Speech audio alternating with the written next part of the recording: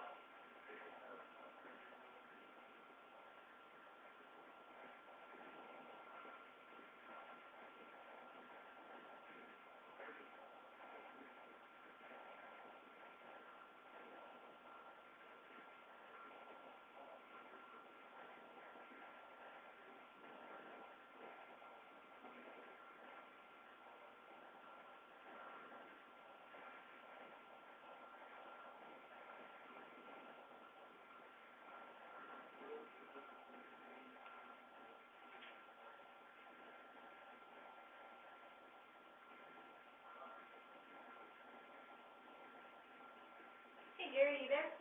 Yep. All right.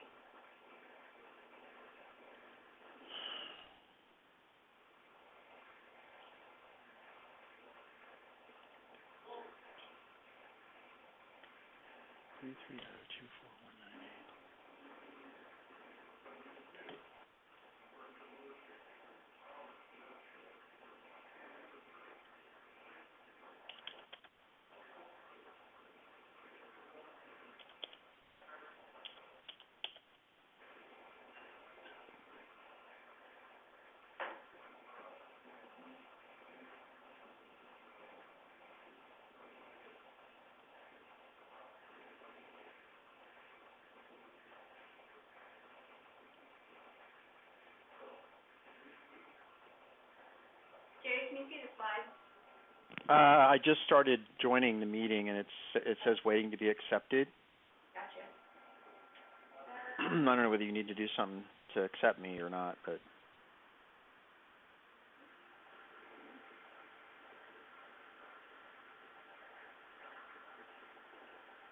Yep, it's coming up.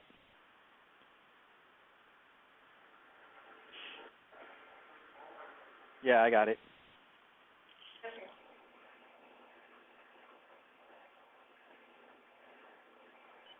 Is Jeff there? Not yet. Okay. And Linda, are you on? She's not on yet either. Okay. We do have a participant already. Oh, there's one. That's awesome.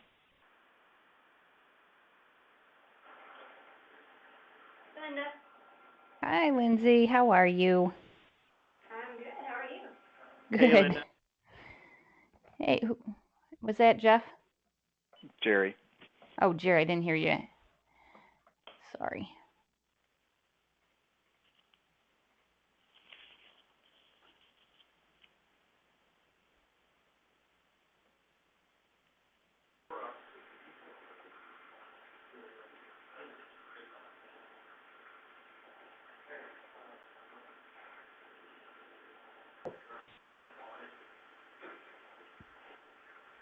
It's okay to meet your cell phone.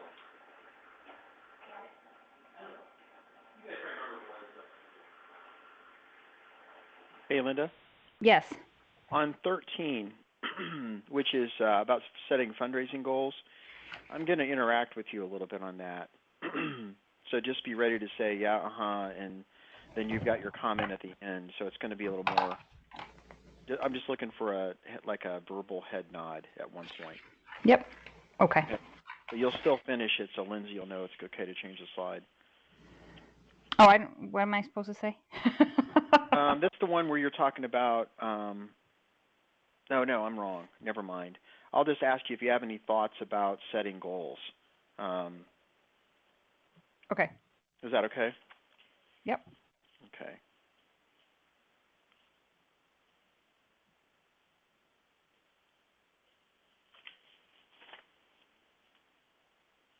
Hi, Jerry. Hi, Linda. You're looking good. That's good to know.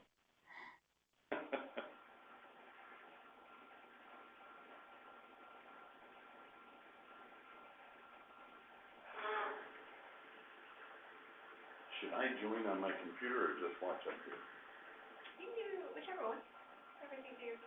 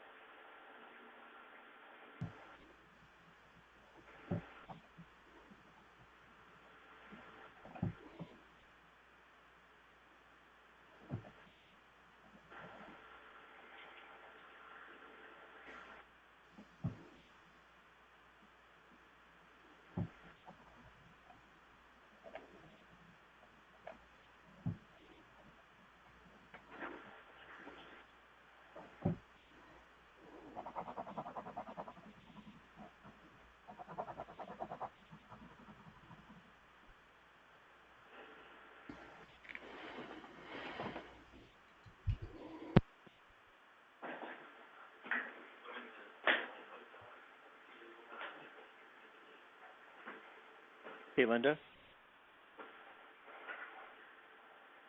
Yes, sir. could you look at page 20 and confirm that that's yours?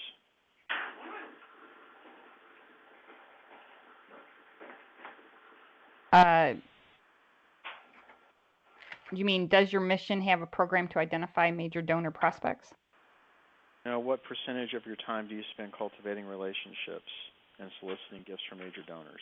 Uh-oh, do I have something out of order here? Okay, Yeah, what percentage of your time is mine? Is yours, okay. Yep.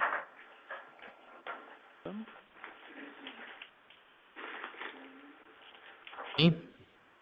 Yes, How we doing, bud? Good. Good morning. Morning or Good afternoon. morning. Hey, Linda. Hey, real quick, how did the meeting with Todd go? Oh, I don't think there's a path forward, but Okay. I'll tell you about it later. Okay. Hey, Jerry, you want to go ahead and pray for us so we can be ready as people start joining? Absolutely. You guys ready? Mm-hmm. Yes. God, we just want to thank you for the work that we get to do to serve these organizations. We just want to also thank you for getting us to this point, for Lindsay's hard work, for the work of Jeff and Dr. Vertz and Linda and Paul and everybody who's worked on this project. And we just want to thank you for the rescue missions that are going to be calling in. And we ask your blessing. We ask you to help us to stay focused, to speak to us through this material, and to allow us to be a blessing today for the rescue missions that are participating. And we ask that. Amen. Amen. Thank you, Drake. I'm going to go ahead and mute myself, and then I guess Jeff, you can just start us off at noon. Yeah. Sound good? Cell phone and iPad ringers need to be off.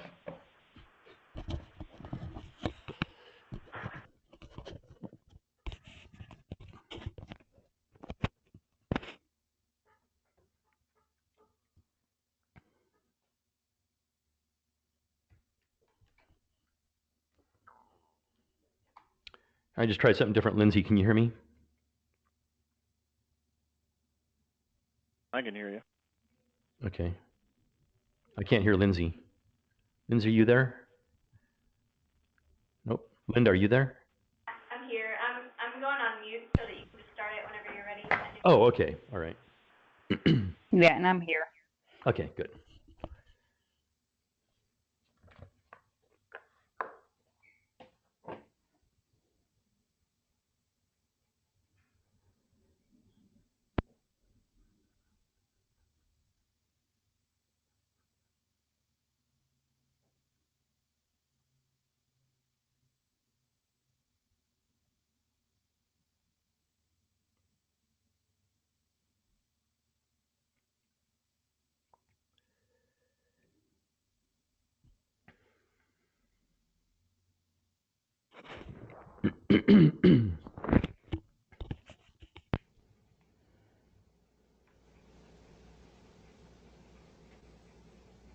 Jeff, do you hear any feedback when I'm talking?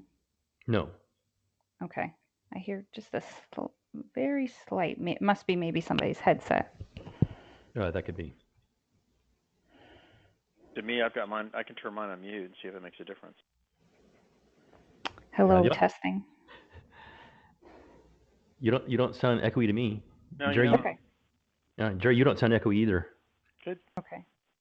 How about now? Now. Thanks a lot.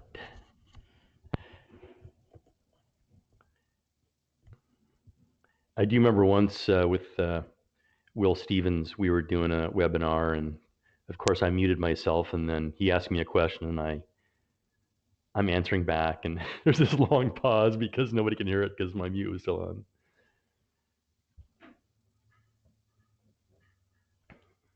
Yep. If somebody does it every week on our staff calls, you know. Oh, sure.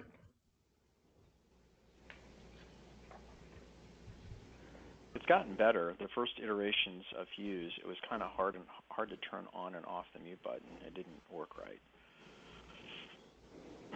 That's a very good point.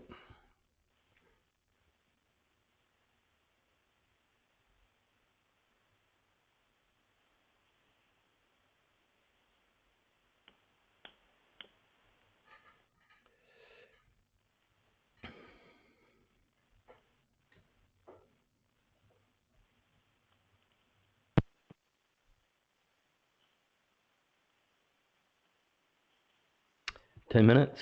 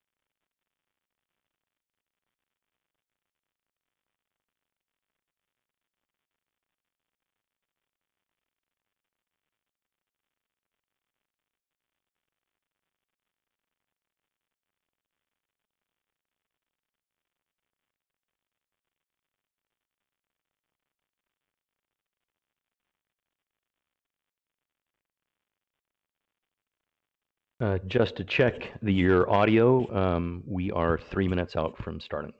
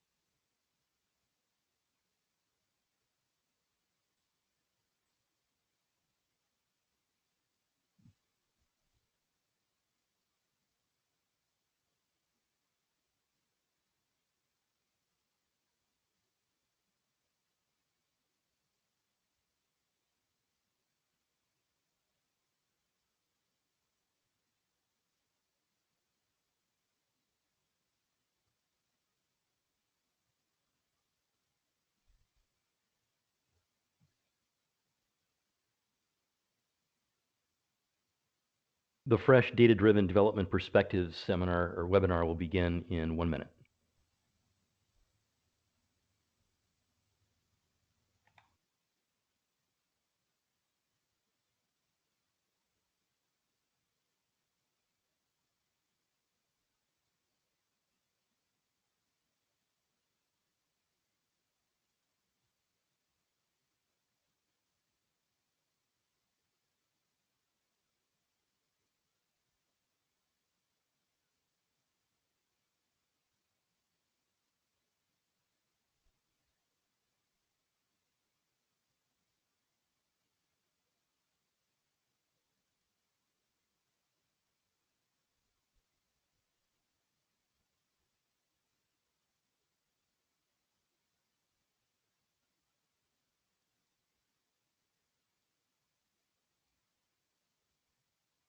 Well, hello, and thank you for joining us today for our presentation of the Fresh Data-Driven Development Perspectives that were garnered from Advocacy's 2016 Rescue Mission Development Outlook Study.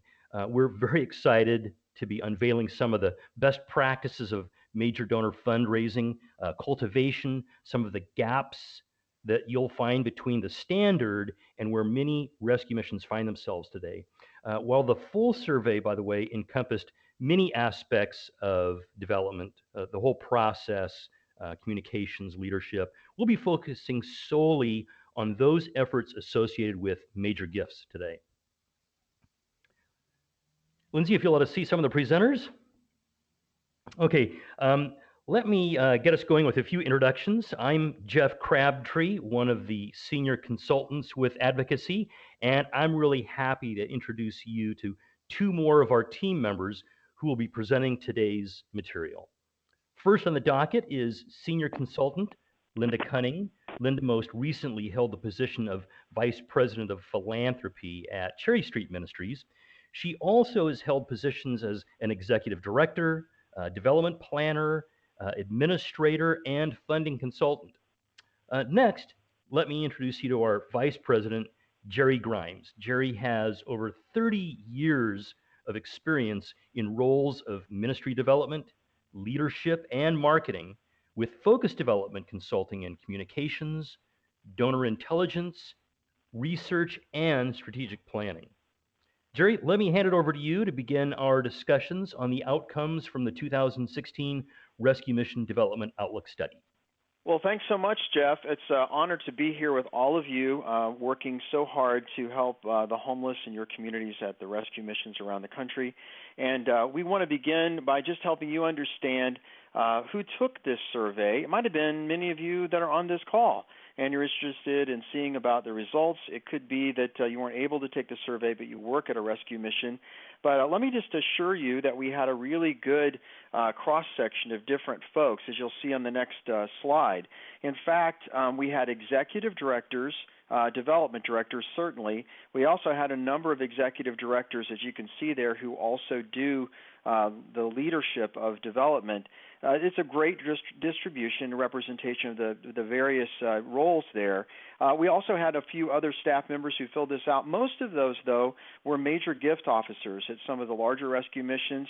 And just speaking of large and small, one of the things that's not on this slide, but it is true about our study, we had a great cross-section of the AGRM, both large and small. So this should have some data in it that's applicable to all rescue missions, no matter who you are and where you are and what God has called you to do. How do these rescue missions feel about the climate today for their rescue mission? Well, let's take a look at that. We asked them about it, and the giving mood or local market conditions is really what we're after. This is kind of the environment that they're facing in their communities. And you'll see here that 34.6% felt that the climate was sunny. Pretty optimistic overall. And the next largest category, or actually the largest category, was partly cloudy. So those two taken together, overall, pretty optimistic picture for the financial climate in the community. On the next slide, though, we get a little more specific, and we ask the folks, what is your development forecast for your rescue mission? So what is it you're facing, and what do you think you might be able to do? What's your fundraising climate like?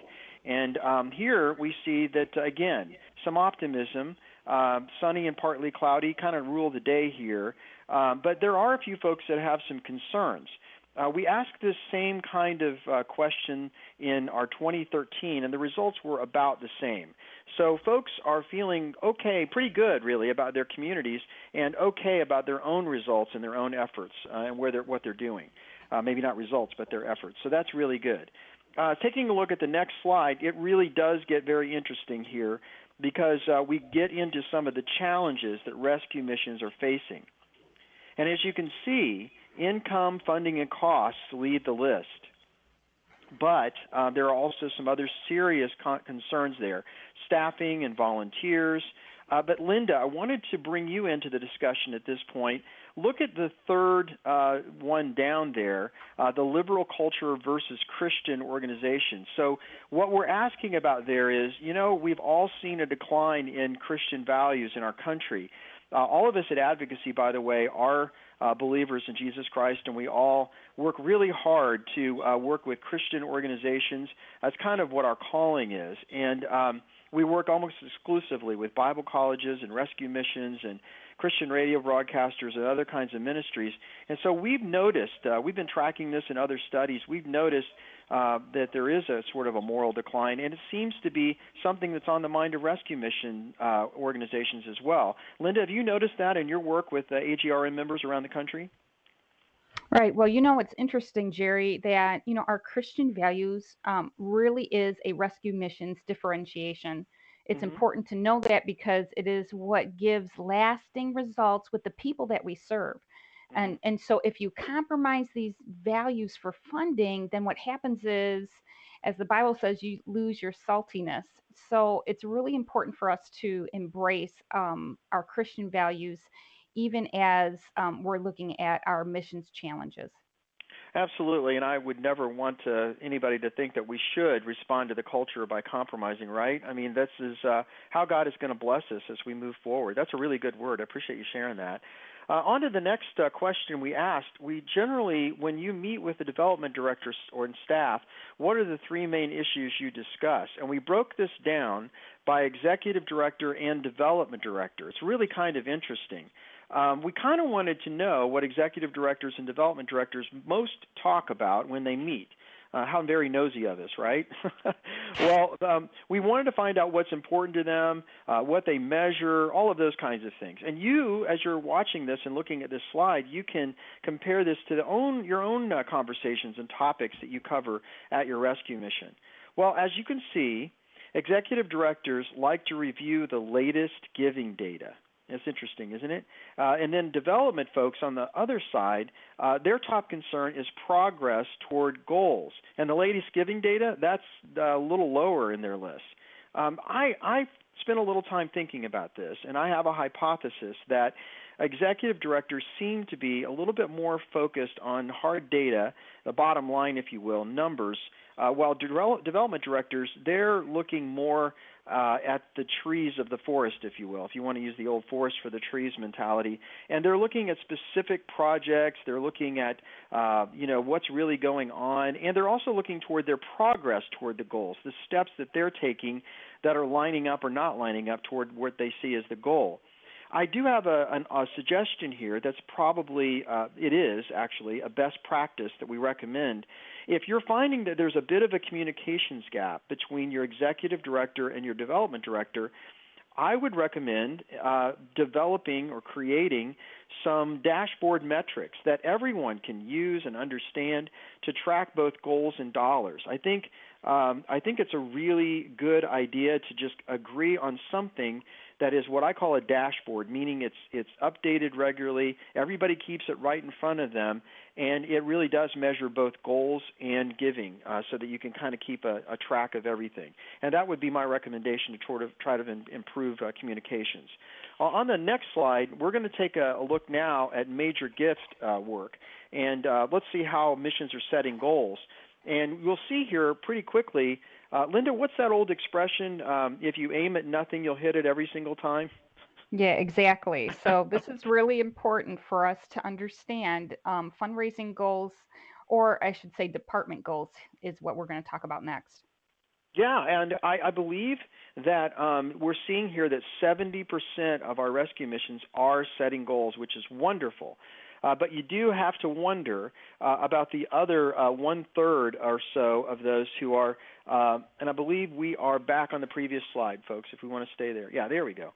I believe you have to wonder about the other almost one-third who are not setting goals. I really don't understand how you can do development. To me, when you just sort of come in every day and move along and do the best you can with fundraising, it always feels like you're bailing the ocean with a teaspoon. Everything seems important, and when everything's important, of course, nothing is. Now, some people, to be fair, feel that goal setting represents a lack of faith, but I think the better view is that really it's just good stewardship on our time. You agree with the importance of setting goals, Linda? Yes, and I know we'll talk about this as we move on, but it is really important to understand the holistic side of setting goals. That are we all on the same page? Are we building strategy?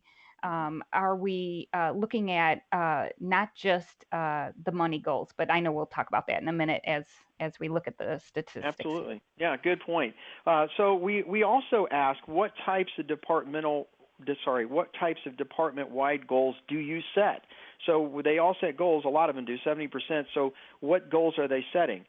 The majority are setting overall income and income from direct mail goals, and then you see the rest of them on down there. 70%, as we said, do set goals. The most popular kinds of goals that are listed there. I think it's interesting that they're tracking goals from events, and we're going to break that down in just a minute and talk a little bit more about that. Ranked in fifth place was income from major donors, and I think that may be indicated later on, too, when we talk about the work that's being done or not being done in the major donor arena. Fundraising executives are less likely to set goals for a large number of contacts with major donors, foundation, or businesses. In other words, they seem to be interested in tracking dollars and not so much activity, which is a key stat or metric to measure if you really want to move the needle in major gifts. So I'd like to, at some point, explore that a little bit further with our rescue missions, because I think that's one way that we can really be helpful, is helping them understand that a great major gift program tracks dollars and also activity. Let's take a look next at annual fund goals for major donor staff members. And Linda, I believe this is something you wanted to comment on. Yeah, really, this is setting goals really is important. And I want you to think about your strategy. So do you have a year strategy or some type of a strategic plan? From that, how are you setting even ministry goals within that? Not just financial goals, but ministry goals. And see, this can be then directly connected with your yearly staff evaluations. So think of it this way. Ask yourself, are we tracking goals? What are we tracking? Does money always have to be the top goal? So for example, I want to give you an example. If there's a ministry goal, maybe how many donors were we able to pray for this month? That could be part of your ministry goals. I want to remind us that the development and stewardship officers turnover rate is so high. Somebody recently told me, it's 18 months that somebody would be changing that position. And we as leaders don't want that. We want people who are committed to our organization and committed to the ministry. When we give just money goals, I think that's where we have an issue here. So on the next slide, where it says, what are the 1 or 2 steps that can be taken to improve the fundraising effectiveness? We have higher development staff, which is interesting because really you want to look first at your own time management. Are we spending the right time on the right stuff? Do we have a stewardship strategy? We have more public relations. Well, are you using the public relations the right way that you have now? That all has to be thought of.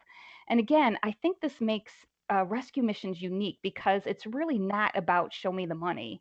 It is about show me the ministry. So when you show the ministry, that's where you become effective. So consider some questions here. Do you really understand that fundraising is stewardship, and stewardship is cultivation, and that is ministry? Where and do you find joy in the daily goals that you set, both for your staff and that your staff set for themselves? So think about that. What do you think, Jerry? I agree, and I think go back to this activity of if I'm a development if I'm a major gift officer and I have this list and I have this amount of money I need to raise, and that's all my boss ever talks to me about, and he doesn't give me or she doesn't give me credit, if you will, for going out and seeing all these people and making the touches. Over a period of time, certainly you have to look at dollars raised, but in the day-to-day, month-to-month, the activity itself, because it is ministry, has a positive effect. And what you'll find is there'll be good times and bad times, there'll be rises and falls, but it's a long-term game. And if you get out and see your donors, 7 out of 10 times you're going to raise another gift from that same donor. And it's worth the effort, and you'll be having all kinds of opportunities to connect with them, to share encouragement with them, pray with them, to really just exhort them in the Lord, and that is going to pay deepen relationships, and that's going to pay dividends. We're not saying don't ask. We're not saying don't hold yourself accountable for goals.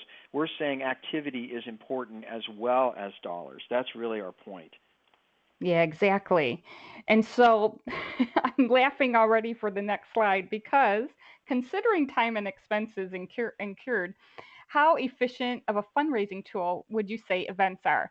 Now I got to pause here. Anybody who's been a nonprofit for any amount of time, no, it's like an event is a vortex. It just sucks you in, time, energy. It's just overwhelming. So here we're asking this question, how efficient really is it? So one thing we hear, question is the value of using events to raise money. And we asked you to tell us how efficient it is. Now look at the ratings here, that only 1 in 5 rated them as very efficient. 1 in 5. And I think, Jerry, you had said one time that if you take out the ask in a banquet, it's probably even less than that. Yeah, exactly. Yeah, I wonder how many, when they say events, I wonder how many of these are true asking events and how many of them are events where they just make people, they're busy and they're doing something, but it may or may not actually lead to fundraising. Yeah, exactly. So about 37% of you said events aren't really working for you. It's not a fundraising tool. So this is so true, when we look at the total return on investment, or ROI. So think of your staff time involved. Think of all the costs that are involved. So if you think about somebody who's cultivating a relationship and they have spent, maybe 5 hours overall, I mean, over, several months, but 5 hours cultivating a relationship, and the person gives them a $20,000 gift. That's 5 hours. I'm stressing that point. Okay, how many hours do we spend to get $20,000 out of an event? Right. And it's just the ROI is completely different. Yeah. Oh, that's such a good point. Yeah. So let's see what you said about interacting and prioritizing work with your major donors. So the next slide after that. The question is, what are one or two steps your development team could take to better understand the passion of your donors? This is my favorite. I love talking to donors, supporters, because I love to find their passion, their mission. What has God put on their heart? So you see what you said here. Face-to-faces are very, very important. Everybody recognizes that. We understand that interaction from calls from the donors or surveying our donors, we understand that's very important.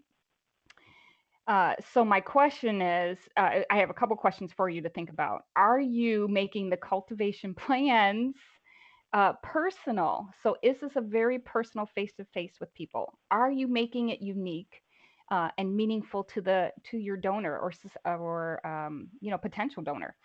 And then this is the big one. Are you prioritizing your time that makes these visits happen? Well, this is what you told me on the next slide. Yeah, the next slide says, yeah, it's not important to me. So what percentage of your time do you spend cultivating relationships and soliciting gifts from major donors? Wow. Okay, less than, 22% said, above 35%. I bet you if I told you I want 60% of your time, executive directors, to be spent on cultivation of major donors, you would, if you could through your internet be throwing things at me, I'm sure you would. But I'm telling you, this is so important. If 7 out of 10 people give after cultivation relationships, then why aren't we prioritizing our relationship efforts? It's very important. Right, Jerry? And I agree. And I think the other point to be made here is making it a time management priority. The first thing to do, and it's scary, is to say, okay, I am going to commit to being out of the office, seeing major donors this day of the week or these days of the week or whatever it is. And then you work towards setting up and filling up that calendar, and it's something that happens week in and week out, unless you're on vacation or it's holidays, every single week, because that's the only way it's going to get done. And a lot of people will say, okay, I'm going to make it a goal to write a thank you note or call out all my donors or whatever it might be, but you've got to begin with the end in mind of I'm going to be out in front of my donors on a regular basis, and then build your system of cultivation around that, or it just doesn't seem to get done. Exactly. So on the next slide, we asked, does your mission have a program to identify major donor prospects, build relationships, and solicit gifts from them? 61% said yes, which is very encouraging. And we've addressed a few of the folks that aren't doing visits and all that kind of stuff. And there are probably some folks that are listening right now that are like, oh, yeah, well, I do that. Well, congratulations. That's really wonderful. Maybe you've picked up some of the tips of how to get some of that done from earlier portions of this presentation, and there'll be some more for you coming up. But do look at the 38, I'd just call that 40. I'm going to round up, 40% or so of folks who do not have a major gift program like this. They're not identifying their prospects. They're not building relationships. They're not soliciting gifts from them. My goodness, that is such a missed opportunity. And those of you that are listening that do have a major gift program are probably nodding your heads and saying, yep, that's the first thing I would change if I went there to help them, or if I were talking to them about what they could do differently. Major gifts, as Linda pointed out, can raise more money in less time. And you know what else? It's just good stewardship. If God has given you high-capacity donors, your job is to take care of them and build relationships with them and help them exercise their giving muscle, because that is a very important way that the Lord is bringing people closer to himself, is helping them understand how to share their resources for the kingdom. It's a very important principle. On the next slide, we asked, does your rescue mission run giving capacity or wealth screening against your donor list? Now, some of you know exactly what we're talking about here, and 63% of folks said that they did. But for those of you that might not know what we're talking about, wealth screening, and our service is called Donor Compass, and you can find out more about it at our website, is a service that helps you identify the capacity of the donors in your file. Because you can't always go by most recent gift or largest gift or lifetime giving even. That information doesn't really help you understand what the capacity to give is. Our service actually estimates, using a system that we have, a proprietary algorithm, it estimates what you can ask the donor for, what their gift capacity is. And in reality, oftentimes we have $50 donors, $25 donors, $500 donors, and they're capable of gifts in the tens of thousands, even $100,000 sometimes. We didn't know it, so they weren't on our radar screen, and we aren't cultivating them. A capacity research program like Donor Compass can help you prioritize your major gifts work and help you do a better job, raise more money in less time. And that's really a great program that you could use. Now, 63% are doing some kind of capacity research. I don't know what they're doing. I don't know what service that is.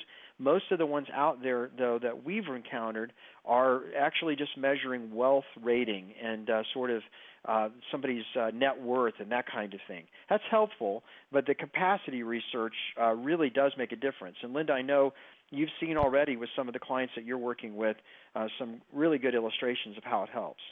Oh, one thing that we don't tell you a lot, but we forget about, it saves you so much time, because you could spend your time doing individual research on individual donors. What Donor Compass, what I love about it is that it saves us time so that we can get right into the business of, is this somebody a priority? How do we engage them, and how do we learn what's on their heart as far as the ministry? Yeah, absolutely. Well, we wanted to zero in, and the report, the full report, which you will find out how to get from Jeff at the end of our presentation today, it has so much more information on this. And if it feels like we're skipping around from topic to topic, we're just trying to hit a few of the high spots for you so you have a flavor of it. But do get the full report. The next area we're going to look at is executive directors and major gifts. And we're going to look at how the executive directors, we asked the development directors actually how executive directors can help them. And this is kind of what they said. This is their top list. There's a couple slides here. The first thing is the development directors would like for the executive directors to commit time to visit, call, or write major donors and ask for gifts. It really is indicative that your development directors out there feel that the executive directors are busy with lots of things, but they aren't getting maybe the focus that they need, especially in the major gift area. Number two, hire more major donor staff. So the development directors are clued in that major gifts is really what's going to move the organization forward. Provide other resources ensuring success, and you can imagine what all those might be, probably staff, maybe budget, that kind of thing. Engage board for major donor fundraising. A lot of boards are filled with people who deeply care about the mission of the organization, but aren't interested in some ways in fundraising, or they think they're not, or they don't understand it, or they've never been trained. And that's really holding organizations back. And so they would like to see the executive directors, the development directors would like to see the executive directors work a little bit harder to get the board involved. And that's something advocacy could really help you with, by the way. Taking a look on the next slide, improve donor communications, thanking donors, attend more major gift events, provide more fundraising training, and improved communication with development staff. And then all other would be the last category. I think that communication thing is coming up again, Linda. We do see development directors and executive directors sometimes don't agree on things that should be measured, things that should be talked about, and I think there might be some cases of isolation because it's showing up here a little bit. Yeah, I think this is these 8 items right here. An executive director, if you are looking at this would be a great conversation piece for you and your development director. I think this is very important information for you to go back and really talk to them about. One of the things that I'm seeing is that we have some very humble executive directors, and we understand that you're in the work. And you're saying, no, I really, I don't want to take credit. My staff, they can take all the credit. But this is the thing, you really are the rock star of your organization. I mean that in the sense that people really want to hear about your mission and vision from you. And so if you're not getting out in front of the donors, then they're not hearing your heart. And that is really important. And development directors understand, most times understand this. And so think about that. Are you, again, I don't mean to be picking on my executive directors, but really, are you prioritizing and building, the relationships with the donors that you need to? And that obviously development directors, we know we should be doing that. By the way, are you as leaders, are you realistic of the expectations for your staff and the workload? So philanthropy, stewardship is such a heavy workload. So really, what is the expectations for them? And then how can you build your team's capacity? Is it in training? Is it in coaching services? Is it in those type of areas to build their capacity? So one of my favorite topics next, let's talk about our boards, okay? Let's see how their views are, your view of them in fundraising. This is really interesting. Next slide says, how important is board members fundraising for your mission? So obviously 1 was unimportant and 10 is important. So for a number of you, one of the best keys of success in raising funds is really an active involvement of your board. We know that. And quite often board members are from your business world, or they're somehow committed really to your cause, and sometimes they have great connections. Sometimes they're wealthy, or they have wealthy connections. Those type of board members are awesome. So when we're asking this question to you, you can see that you understand it is very, very important. Well, yet let's look at the next slide. And you can see that in the next slide, how effective is your board in fundraising? And it is like flipped. We can see that your board are struggling. So let's see this. Obviously, there's a wide gap of importance here. Let's see. If you see I would say almost 90% of you said that their boards, have little or very little to do with the fundraising. Now, rescue missions, historically, now we know this, have not had boards that are really engaged in fundraising. Especially when we started, they were mostly church members, different folks like that. So really, this is important to consider. What do you think, Jerry? I totally agree. And, those 2 slides, first it's like, yeah, this is really, really important. And then we get to whether we're doing it or not. And it's, we're struggling. And, we're consultants, and, we're kind of like fundraising doctors. And when we see something like this, we see the pain that's going on, and we see the symptoms of really big problems that could be going on here, and missed opportunities. Where we do have rescue missions that have very active, engaged boards, I'm not going to mention names, but I'm thinking of one in particular where the board got so excited when they saw the Donor Compass report, the capacity screening report that I talked about earlier, that they invited me in to do a special training for them on how they can go out and get engaged in major gifts. And we actually we got to work up lists and training and show 4 different board members how to go out in the community and carry a list like a major gift officer and engage and raise money. And it's just been so exciting to see, literally, and I'm not making this up or not even exaggerating a little bit, over $1.5 million so far raised at that rescue mission by the board and by the team. And they're going to be doing very soon, they're going to be doing a capital campaign, and they're very excited about it. And I think it's wonderful. And really, the board got engaged and got excited. And I think that that's what can happen at your rescue mission through board development. So, Linda, I think it's stunning, and it's very interesting to talk about, and I think it's a symptom of something greater that we could help with.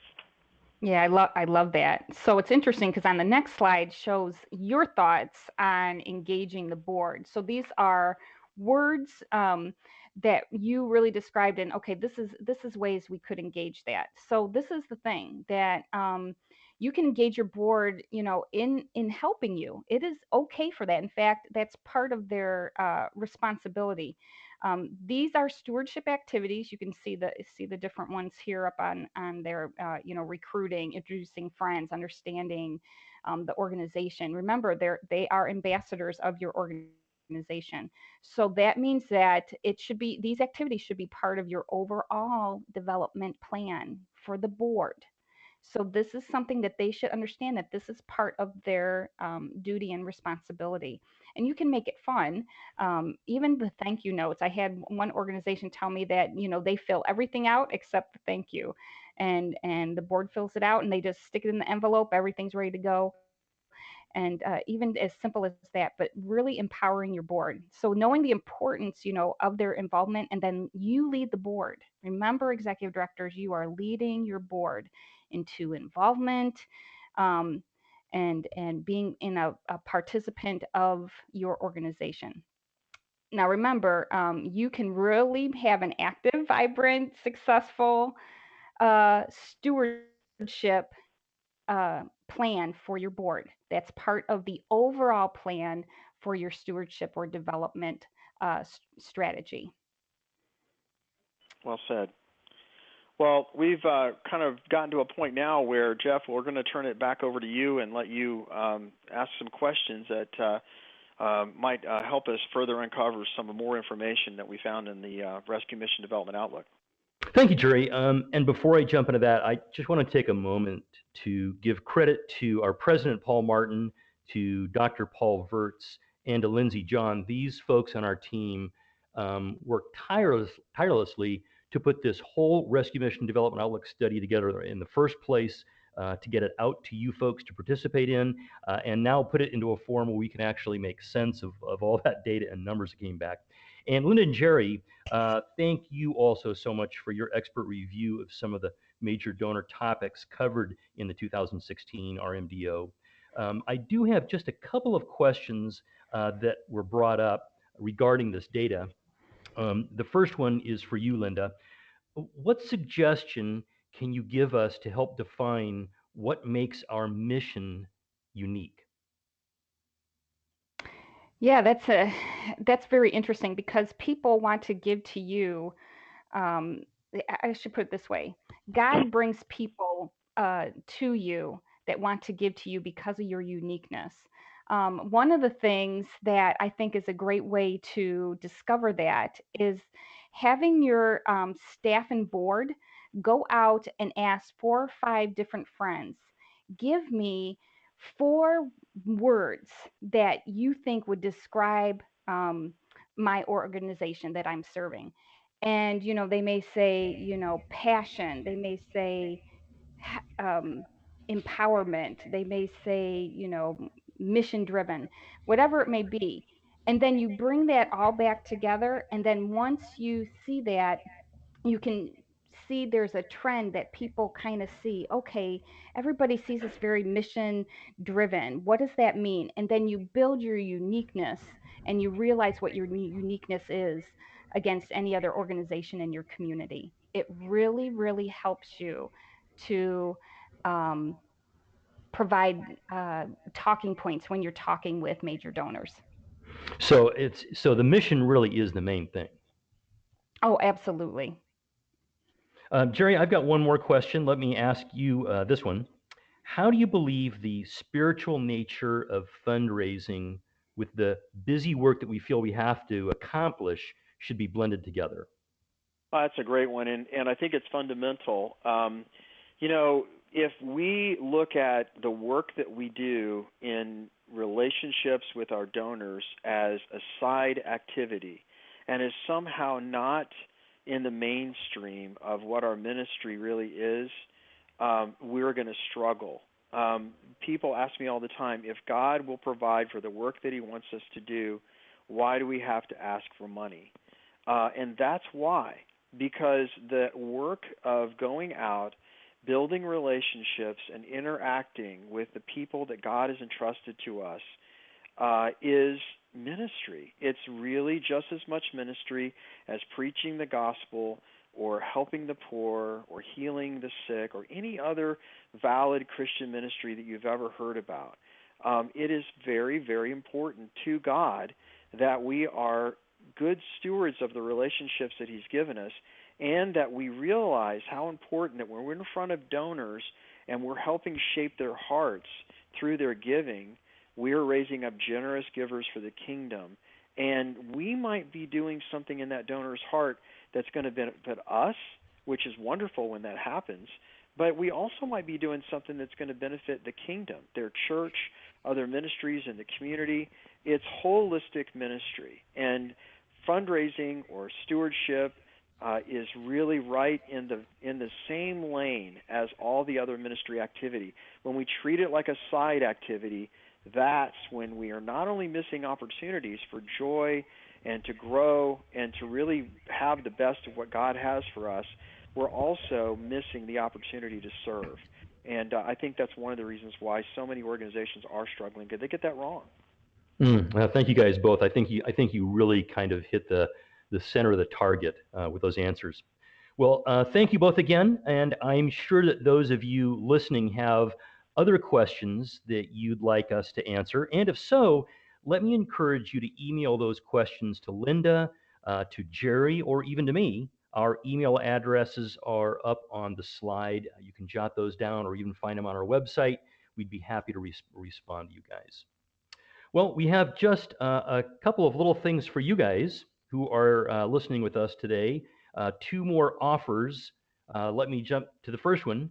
You can get your own copy of the 2016 Rescue Mission Development Outlook Study results by going to www.advocacy.com/2016 RMDO major gifts, and you can see that URL right there on the slide.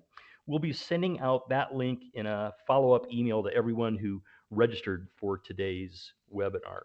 And one more thing, if you'd like to schedule a free 1-hour consultation call with Jerry, Linda, or with me, or actually anyone on our team, please email Lindsay in our office at lindsay@advocacy.com, and she'll get that set up for you. Hey, again, thank you so very much for joining us today for our look at the fresh data-driven development perspectives from the 2016 Rescue Mission Development Outlook Study. We hope you've really been blessed by this information. We know we have in our ability to be partners with you. Thank you again.